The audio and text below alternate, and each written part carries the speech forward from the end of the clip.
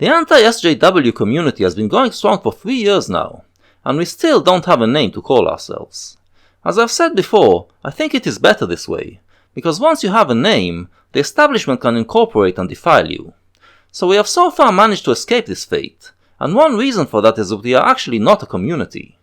We are a collection of several communities that have different concerns, but have all loosely bounded together to fight the regressive left. Is there anything that all of these communities have in common? I would say that there is. What we all have in common is that we all see ourselves as fighting to preserve the free society, meaning the liberal democratic society. Some in our sphere, however, are quite pessimistic about the future. They feel like the free society isn't strong enough to withstand the combined attack of PC culture, the SJWs, the communists, the Islamists, the ethno-nationalists, the dictators, mass immigration, and the encroaching surveillance state. Those who have been watching me for a while probably noticed that I am a lot more optimistic and trusting in the power of the free society. In this video, I would like to explain why. When you look at the world today, it does indeed seem like things are going backwards. Those of us who remember the 90s remember a time of great optimism, when it seemed like the world is going to solve all of its big problems. That did not happen. Instead, the forces of anti-freedom seem to be getting stronger and stronger. So it is understandable why some feel that the free society has reached its peak and is now in its period of downfall. But I see it differently. What happened in the 90s was the result of the fall of the Soviet Union and the Eastern Bloc. Democracy had won the Cold War, proven its superiority, and people around the world wanted a taste of Western freedom and prosperity. The result was the rise of democratic systems not just in Eastern Europe, but all over the world. The ideological battle seemed to be over, peace processes began everywhere there was still war, and the nations began to work together to solve global problems like hunger, poverty, and diseases. It all looked rosy, but it was never real, because in many of the places that adopted democracy, the culture was not prepared for it yet, and some of them fell back into darkness.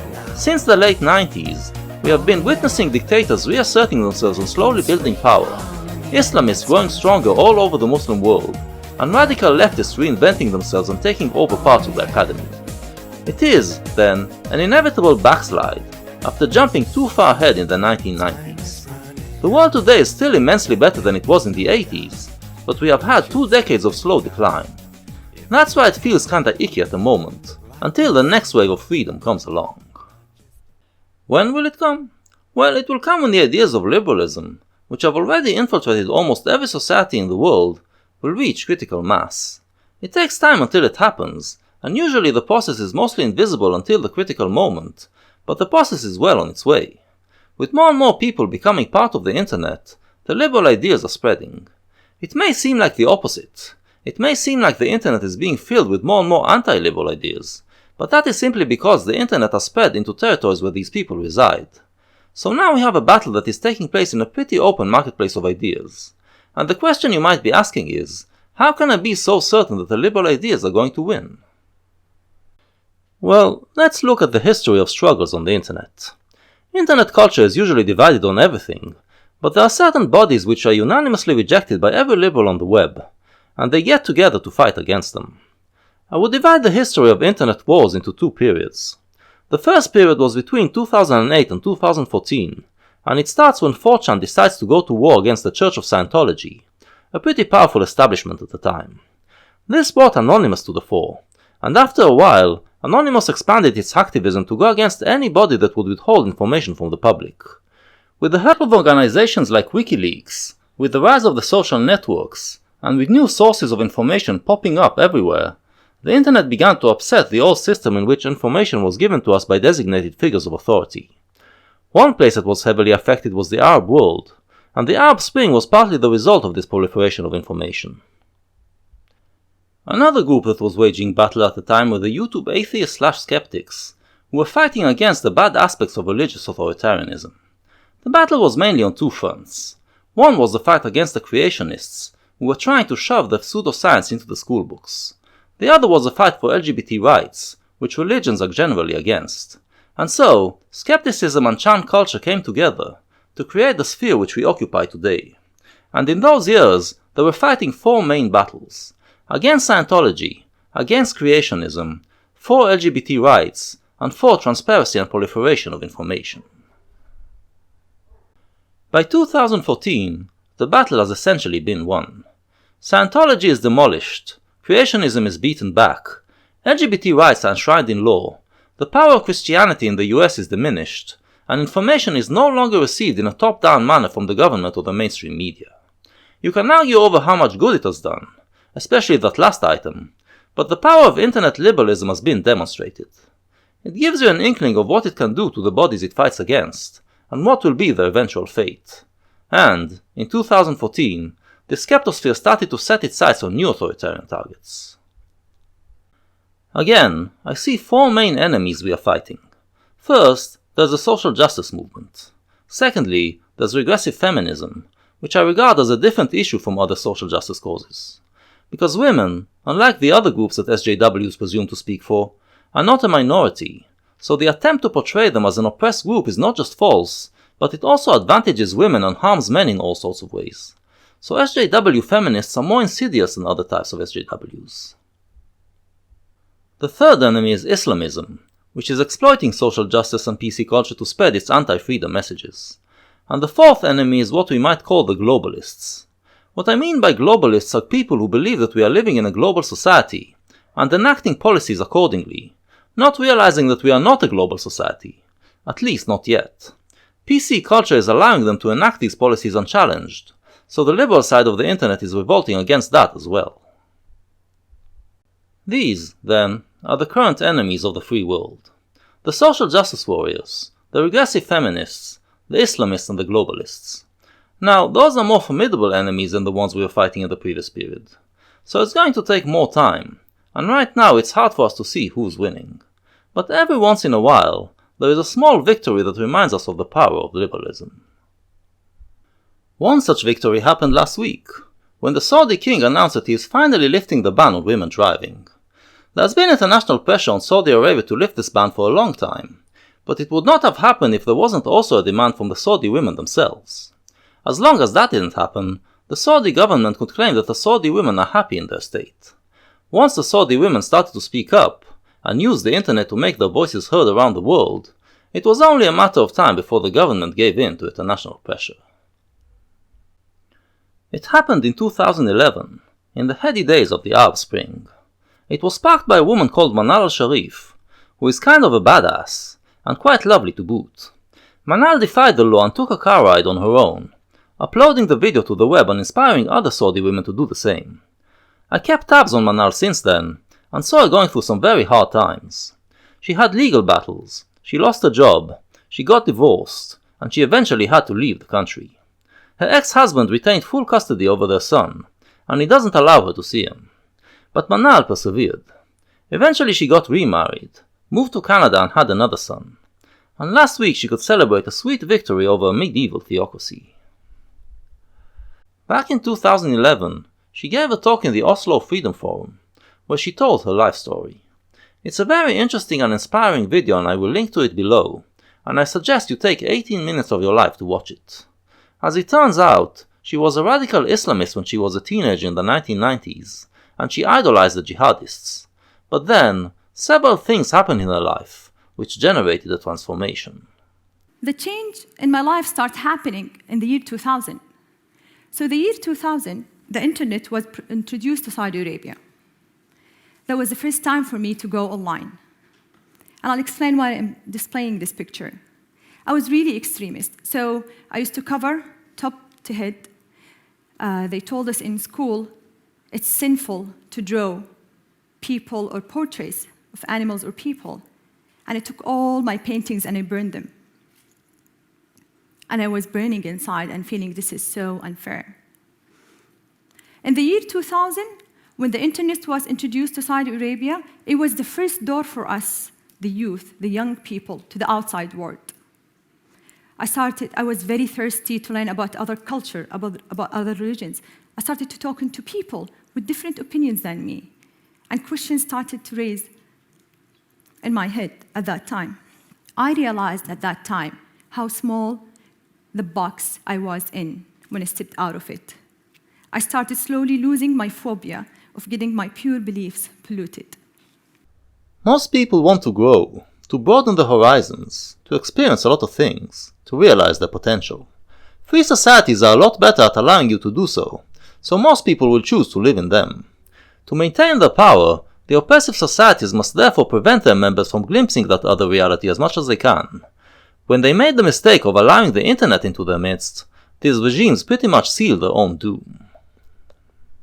In the past 5 years, we have been witnessing oppressive societies trying to minimize the influence of the World Wide Web on their members. The dictatorships created bots that would censor any undesired political ideas from coming in, while the SJWs are using block bots to shield themselves from dissenting voices. But all of that is in vain, because what they are failing to understand is that freedom doesn't spread through political ideas. The spirit of liberalism is, and always has been, culture. This is how it was for Manal al-Sharif. In her talk, she speaks about the first time she listened to Western music, and the profound and transformative effect it had on her psyche. Now, take a guess. Who was the artist who created a piece of music that had such an effect? Who has music that is so powerful that it could overcome 20 years of religious indoctrination and set Manal free? Do you remember the first time you listened to music? To be more specific, do you remember the first song you ever listened to? I remember. I was 21 years old. It was the first time in my life I allowed myself to listen to music. And I remember the song. It was Show Me the Meaning of Being Lonely by Backstreet Boys. To understand, I used to burn my brother's music cassettes in the oven. Sorry, brother. I was that extreme. And when I listened to this song, they've been telling us music is Satan's flute, is a path to adultery. This song sounded so pure, so beautiful, so angelic. It can be anything but evil to me. And that day I realized how lonely I was in the world I isolated myself in. Yep. To us, Backstreet Boys are just light entertainment. But every piece of contemporary pop entertainment unfolds centuries of Western culture, or by aesthetic ideas which evolved along with the rest of the West's philosophical ideas. In other words, every piece of Western art contains the joys of Western freedoms, ready to infect the minds of the unsuspecting consumers. This Backstreet Boys record contains harmonious interplay between individuals, melodic beauty, soulfulness, sensuality, open expression of emotions, desires and thoughts, and the kind of transcendence that only a well-made piece of music can give you. All things that are repressed in a non-free society. And for Manal, it showed her the meaning of being lonely. It showed her what her radical religious views have done to her soul. This is something that free people don't fully realize about their culture. We are so used to it that it doesn't have an effect on us, and we don't appreciate how powerful it is, how much stronger than other cultures. And it's not just music and art. People from free societies behave differently from people from repressive societies. They move differently, talk differently, emote differently, dress differently, think differently. We don't realize it, but encountering a free person has a deep effect on a person from an oppressed culture, even if it is only on the subconscious level. Well, through YouTube, young people now encounter it every day. Every gamer video, every makeup video, every cooking video and every unboxing video all transmit Western freedom straight into the subconscious of viewers around the world. And that's just YouTube, one of the many arms of liberal culture.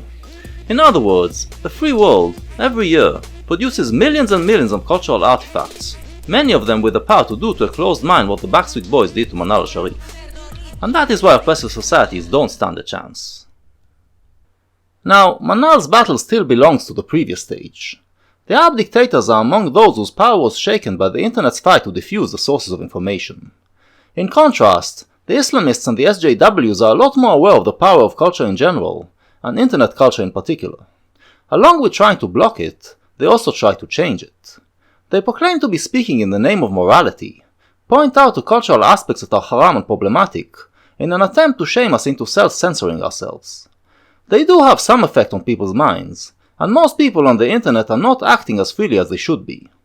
This does have a damaging effect on the fight for freedom, but in the long run, when your moralist preachings mask a worldview that is fundamentally immoral, eventually you expose yourself. A turning point in my life also was 9/11. And I think it was a turning point in so many people of my generation. When 9/11 happened, the extremists said it's God's punishment to America for what they're doing to Muslims.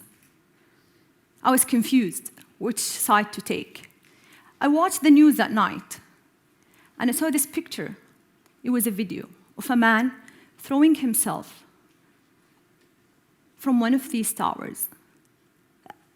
He was escaping the fire. I remember that night I couldn't sleep. That picture of that man throwing himself was in my head, and I was ringing a bell. Something is wrong.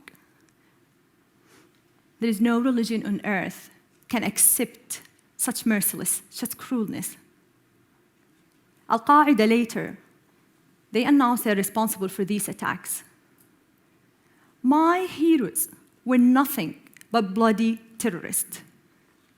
And that was the turning point in my life. The enemies of freedom are their own worst enemies. The actions of the SJWs and the Islamists are red-pilling people perhaps even faster than the liberals do. And meanwhile, whatever success their efforts have on censoring culture is drowned by the pace at which liberal culture is regenerating and spreading. The internet is giving everyone an ability to express themselves, and I have to say that I am astounded by the amounts of creativity and originality we find on it. Art used to be the domain of only the talented few, and creativity was seen as a rare gift from God.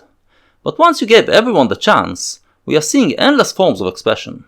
An art piece used to be considered an end product. Now, it is just the beginning of a process, as people will find ways to use it as a basis to create something else. No censorship can quell this tide, and it continues to enter the minds of people, and expand it in many directions. And once you get someone to think like a free person, they will eventually overthrow whatever yoke has been placed on them. Freedom starts within. For me, here, I am free. But when I go back home to Saudi Arabia, the struggle just began. I don't know how long it will last, and I don't know when it will end. But for me, the struggle is not about driving a car. It's about being in the driver's seat of our destiny. It's to be free, not only to dream, but also to live. Thank you. That is why I don't spend much time engaging with our adversaries in this culture war. I have better things to do than to fight against the designated losers. I'd much rather explore all the wondrous parts of culture, past and present, and share it with you to expand your world as well. The culture war is important, and don't worry, I will make more videos attacking the regressive left in the future. But the best answer to the authoritarians is creating more culture. And one thing I like about the Skeptosphere is that it has some creative people making internet art. In fact, the Skeptosphere kind of feels like the exciting days of early YouTube, with 50 Shades as the new fail blog, Shoe on Head as the new Boxy, Kisara Vera as the new iJustine, Base Mama as the new Hannah Minx, and Donald Trump as the new Annoying Orange. As a culture critic, I see it as part of my job to criticize and dismantle the enemies of the free society.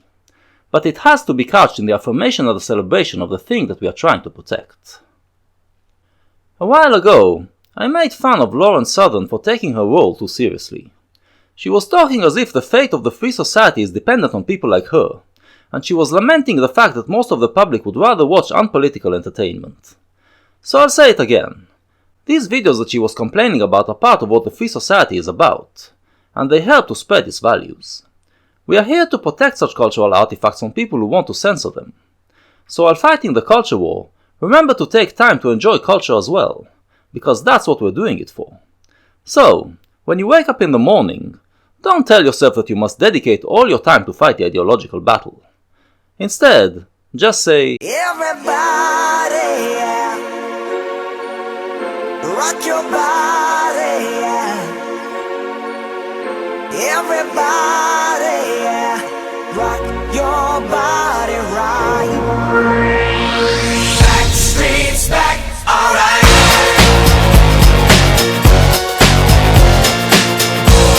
Hey, now, oh my God, we're back again. Brothers, sisters, everybody sing. Gonna bring the flame, I'll show you how. Got a question for you, better answer now. Yeah. Am I